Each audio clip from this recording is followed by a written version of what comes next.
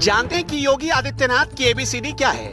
योगी सरकार ने कौन सी एबीसीडी की पढ़ाई पूरी की? चलिए आज हम आपको डिटेल बताते हैं। ए फॉर एंगर, किसी को भी गाली दे देना, मीटिंग में अधिकारियों को भला बुरा कह देना, नौकरी से निकालने की धमकी दे देना। बकवास मत बंद करो अपना। बी फॉर बुलडोजर, जो अयोध्या में चला। हिंदू वाला प्रोपेगेंडा चलाने के चक्कर में अयोध्या में गरीब आदमी के घर पर योगी सरकार ने बुलडोजर चलवा दिया, वो भी तब जब 4 साल का एक मासूम उस घर में सो रहा था। बुलडोजर ने उसे भी उठाकर फेंक दिया। सी फॉर क्राइम, एनसीआरबी के आंकड़े बताते हैं कि मर्डर, रेप, दलितों पर अत्याचार, महिलाओं पर जुल्म के मामले में उत्तर प्रदेश नंबर 1 बन गया है। ये बहुत ज्यादा पुरानी बात नहीं है। सिर्फ कुछ घंटे पहले आई एनसीआरबी की रिपोर्ट योगी सरकार के चेहरे से नकाब उतारकर फेंक देती है।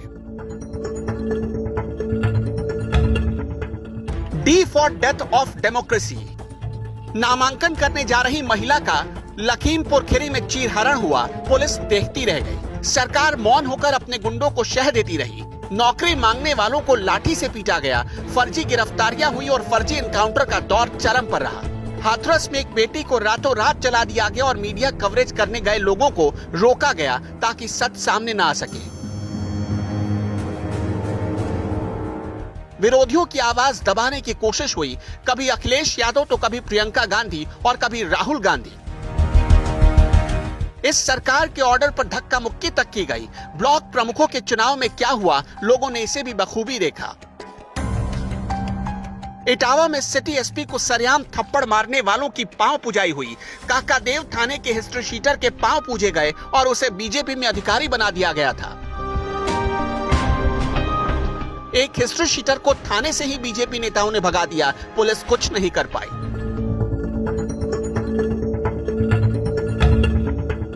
ई फॉर ईगो, ये सरकार अपने ईगो यानी अहंकार में आकर काम करती रही। इसके एक तो नहीं सैकड़ों उदाहरण दर्ज हैं।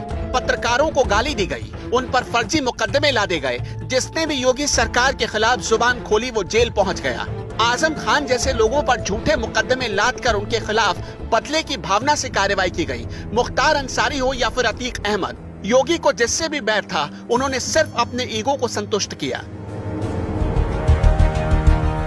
अधिकारी वर्ग में भी जिसने यूपी सरकार के खिलाफ मुंह खोला या योगी को जवाब देने की कोशिश की, उसे या तो जबरिया रिटायर कर दिया गया या अहंकार में आकर सीएम ने उसका तबादला कर दिया या उसका पेंशन भत्ता रोक दिया गया।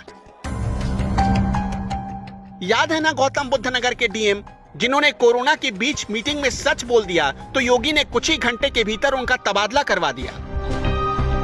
अमिताभ ठाकुर ने योगी के खिलाफ चुनाव लड़ने का ऐलान किया तो उन्हें पहले घर में नजरबंद करवाया गया, फिर जेल में ठूस दिया गया। रिटायर्ड आईएएस सूर्य प्रताप सिंह पर कई फर्जी मुकदमे ला दिए गए, उनके भत्ते और पेंशन तक रोक दिए गए ताकि ये सारे लोग डर जाएं और कभी सरकार की सच्चाई लोगों को ना बता पाए।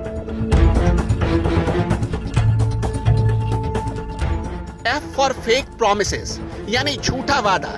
इसमें तो योगी सरकार मास्टर रही। किसानों की आमदनी को लेकर झूठ बोला, नौकरी को लेकर झूठ बोला, कोरोना काल में ऑक्सीजन से कोई नहीं मरा ये तक झूठ बोला, आंकड़े छुपाए गए, गंगा में तैरती लाशों पर झूठ बोला, एक्सप्रेस वे पर झूठ बोला। सच से सरकार का दूर दूर तक कोई वास्ता नहीं था।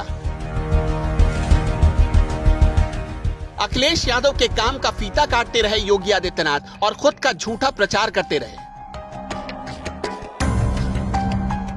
जी फॉर गब्बर गवर्नमेंट, मतलब हठी सरकार जो बदले की भावना से कार्रवाई करती है और खुद का चेहरा चमकाने के लिए किसी भी हद तक गिर सकती है। जैसे बंगाल का पुल चुराया, बंगाल का होटल चुराया और अमेरिका की फैक्ट्री की तस्वीरें चुराकर उसे उत्तर प्रदेश के विकास की तस्वीर बता दी।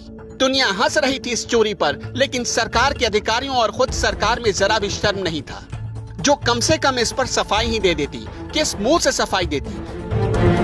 खैर, योगी सरकार की एबीसीडी का पार्ट 2 भी जल्द आपके सामने होगा।